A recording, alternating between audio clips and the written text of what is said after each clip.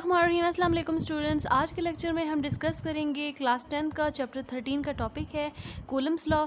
इसको डिस्कस करेंगे। Previous lecture में हम लोगों ने इलेक्ट्रोस्कोप को डिस्कस किया था और ये देखा था कि इलेक्ट्रोस्कोप किस लिए यूज़ करते होते हैं and how it is use for detecting the charge and how we can charge the electroscope by electrostatic induction and how it is use for detecting the type of the charge and also identifying the conductors and insulator. Now in this lecture we will discuss the Coulomb's law.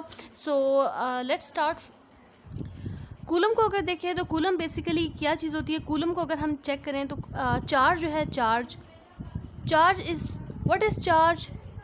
Charge is the property of the any matter that charge is the basic property of the material due to which it attract और repel another object. और charge का जो ऐसा unit होता है उसे हम क्या कहते हैं? कूलम कहते हैं। ठीक है, तो यहाँ पे अब देखेंगे कि बेसिकली टू टाइप्स के चार्जेस जो है वो एग्जिस्ट करते हैं, positive charges and negative charges. अब हमने ये देखना है कि अगर हमारे पास दो चार्जेस हैं, दो पॉजिटिव चार्जेस हैं, ये दो चार्जेस ऐसे हैं कि इनके ऊपर क्या है, सिमिलर टाइप के हैं, यानी दोनों जो है वो पॉजिटिव चार्जेस हैं। और अगर बी फिगर को देखें तो बी फिगर में एक बॉडी जो है उसके ऊपर पॉजिटिवली चार्ज है और दूसरी बॉडी के ऊपर क्या है, नेगेटिव चार्ज है।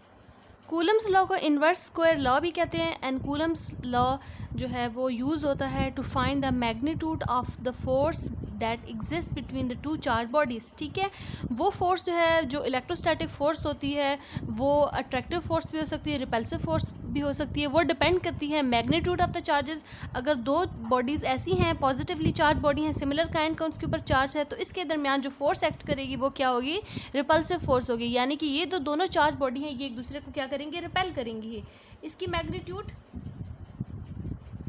और आर जो है वो हमने डिस्टेंस ले लिया बिटवीन द चार्ज बॉडीज़। ठीक है, F is the magnitude of that force, the repulsive force which exist between these two charge bodies and R is the distance between this charge bodies. तो जो force act करती है वो क्योंकि इस line पे एक्ट करती है, फोर्स जो है वो यहाँ पे जो चार्ज बॉडी के दरमियान एग्जिस्ट कर रही है वो एक वेक्टर क्वांटिटी है। और उसकी मैग्नीट्यूड फाइंड करने के लिए हमने यहाँ पे जो लॉ इंट्रोड्यूस करा है, चार्ल्स फ्रेंच साइंटिस्ट थे चार्ल्स कूलम ने 1785 में एक एक्सपेरिमेंट परफॉर्म किया था। ये एक्सपेरिमेंटल लॉ जो है वो यूज़ होता है for to calculate the magnitude of the force that exist between the two charge bodies.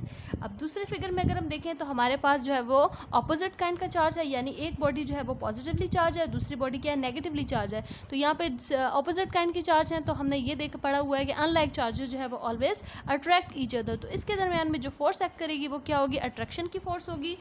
और वो अट्रैक्शन की फोर्स फाइंड करने के लिए हम यहाँ पे कूलम्स लॉ को डिराइव करेंगे and R is the distance between the charge bodies. अब यहाँ पे हम कंसिडर कर लेते हैं कि अगर फर्स्ट बॉडी है इसके ऊपर पॉजिटिव चार्ज है, इसको हम कह देते हैं Q1 एंड जो दूसरी बॉडी है उसको हम Q2 से रिप्रेजेंट कर देते हैं। ठीक है, तो यहाँ पे हम एक्सपेरिमेंट के ज़रिए आए कि अगर यहाँ पे इन दोनों चार्जेस की Q1 और Q2 चार्ज है, अगर इनकी मैग्नीट्यूड को इंक्रीज़ कर दें तो ऑब्वियसली अगर हम इनकी मैग्नीट्यूड को इंक्रीज़ कर देंगे तो इनके दरमियान में जो रिपल्सिव फोर्स होगी उसकी मैग्नीट्यूड भी क्या हो जाएगी, इंक्रीज़ हो जाएगी। या फिर अगर हम इस तरह करें कि जो Q1 है उसको इंक्रीज़ कर दें और Q2 को जो है रिमेन सेम, तो यहाँ पे जो फोर्स है एग्जिस्ट करेगी between the these two charge bodies Q1 and Q2 is also increase. Clear? तो यहाँ पे हमने ये देखा है कि कूलम्स लॉ की क्या स्टेटमेंट है कि जो फोर्स ऑफ अट्रैक्शन होती है या रिपल्सिव फोर्स होती है जो एग्जिस्ट करती है between these two charge bodies वो डायरेक्टली प्रोपोर्शनल होती है magnitude of the two charges. Magnitude of the two charges जो है वो हमने Q1 एंड Q2 ले लिए, तो जो फोर्स होगी electrostatic force that is directly proportional to the product of the magnitude of the charges and this force is inversely proportional to the square of the distance between them। तो इस जो Coulomb's law है इसको हम inverse square law भी कहते हैं क्योंकि डिस्टेंस का ये इन्वर्स होता है। तो अगर आप इन दोनों टर्म्स को कंबाइन कर लें तो यहाँ पे आ जाएगा F is directly proportional to Q1 Q2 divided by R square. अब यहाँ पे प्रोपोर्शनैलिटी का साइन है, इसको हम रिमूव करेंगे तो यहाँ पे एक कांस्टेंट लगाएंगे तो आ जाएगा F is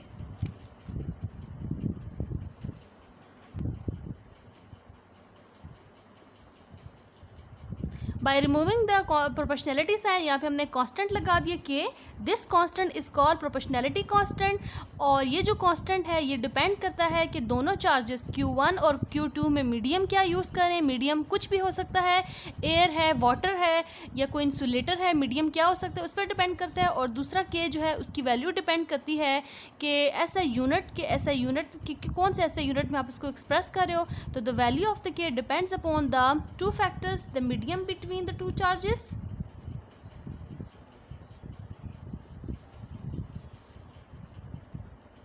and SI unit. तो यहाँ पे अगर हम K की वैल्यू बात करें, अगर हम अब देखते हैं कि मीडियम जो है वो दोनों चार्जेस के दरमियान में अगर एयर होगा, यानी दोनों जो चार्जेस हैं वो आपने किधर प्लेस किए हुए, एयर में रखे हुए हैं, तो उस वक्त जो मीडियम होगा, जो K की वैल्यू होगी वो क्या होगी। So if medium is air, the two charges are placed in air Q1 and Q2, then the value of the K is 9 multiply 10 raised to power 9। अब अगर हम इसकी यूनिट की बात करें तो इसका जो यूनिट है वो क्या होगा, वो हमने इसी क्वेश्चन से डिराइव कर लेते हैं। K की वैल्यू आ जाएगी F(r²) divided by Q1 Q2। अब इसका ऐसा यूनिट हम डिराइव कर लेते हैं। फोर्स जो है वो न्यूटन होती है, कैसा यूनिट, R जो है वो डिस्टेंस है तो डिस्टेंस का यूनिट होगा मीटर का स्क्वायर। Q1 चार्ज का यूनिट कूलम है, दोनों चार्जेस हैं तो क्या होगा कूलम स्क्वायर, तो ये आपके पास हो जाएगा न्यूटन मीटर स्क्वायर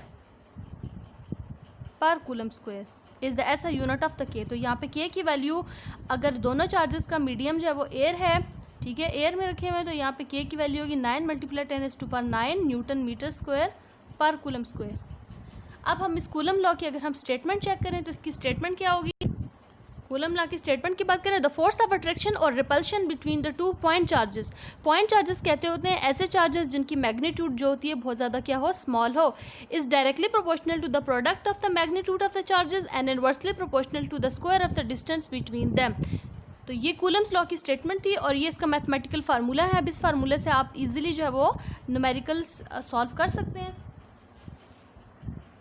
इस क्वेश्चन के अकॉर्डिंग अगर हम यहाँ पे दोनों चार्जेस की मैग्नीट्यूड को इंक्रीज़ कर दें तो जो फोर्स होगी, इलेक्ट्रोस्टैटिक फोर्स ऑफ अट्रैक्शन और रिपल्शन, वो भी क्या हो जाएगी, इंक्रीज़ हो जाएगी। और अगर हम डिस्टेंस को इंक्रीज़ कर दें तो फोर्स का डिस्टेंस के साथ इन्वर्स रिलेशन है।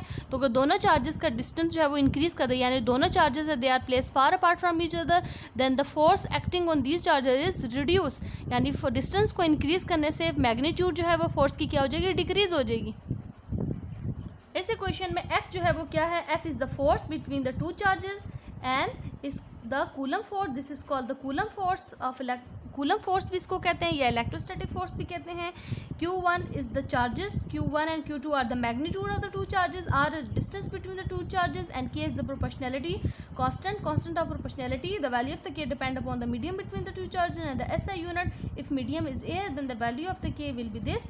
कूलम लॉ की अगर हम वैलिडेशन की बात करें, वैलिड है कब, तो coulomb law is true only for the point charges. Point charges कहते होते हैं ऐसे चार्जेस जिनकी मैग्नीट्यूड क्या होती है, बहुत ज़्यादा स्मॉल होती है, whose sizes are very small as compare to the distance between them. यानी पॉइंट चार्जेस ऐसे चार्जेस होते हैं जिनका मैग्नीट्यूड जो है वो डिस्टेंस के कंपैरिजन में क्या हो, उनकी मैग्नीट्यूड बहुत ज़्यादा स्मॉल होती है। अब यहाँ पे हम एक एग्जांपल सॉल्व कर लेते हैं। एग्जांपल है 13.1, two bodies are oppositely charge with the 500 microcoulomb and 100 microcoulomb charge. Find the force between the two charges if the distance between them is air is 0.5 metre. इस क्वेश्चन में हमारे पास दो charges की magnitude given और हम distance भी given है और मीडियम बताया हुआ है कि एयर है, तो हम K की वैल्यू ये पुट करेंगे। अब इसको सॉल्व कर लेते हैं by using this coulomb force. दो चार्जेस हैं तो उनको हम बेशक आप Q1 एंड दो चार्जेस जो है वो ऑपोजिटली चार्ज बॉडी हैं, एक पॉजिटिव है एक नेगेटिव है, तो जो कूलम फोर्स होगी वो क्या होगी, अट्रैक्टिव फोर्स होगी। Q1 को हम यहाँ पे कंसिडर कर लेते हैं 500 माइक्रोकूलम और Q2 को कंसिडर कर लेते हैं 100 माइक्रोकूलम। क्वेश्चन में जो कूलम है, चार्ज का ऐसा यूनिट कूलम होता है, तो यहाँ पे हम माइक्रो को कन्वर्ट करेंगे कूलम में। तो 500 micro is the prefix having the multiplier 10⁻⁻6 -6। इसको कन्वर्ट कर देंगे कूलम में तो आ जाएगा 10⁻⁻4। 100 multiply 10⁻⁻6 which is equal to 1 × 10⁻⁻⁴ coulomb. इसको हमने कन्वर्ट कर दिया कूलम में। डिस्टेंस जो है वो between the charges is given है 0.5 मीटर। एंड ऑल्सो क्वेश्चन में ये भी बताया हुआ है कि मीडियम जो है वो एयर होगा, तो यहाँ पे के की वैल्यू हम क्या पुट करेंगे, 9 × 10⁹ Newton metre square per coulomb square. This is the unit value of the के। अब कूलम फोर्स जो है वो लगा लेते हैं।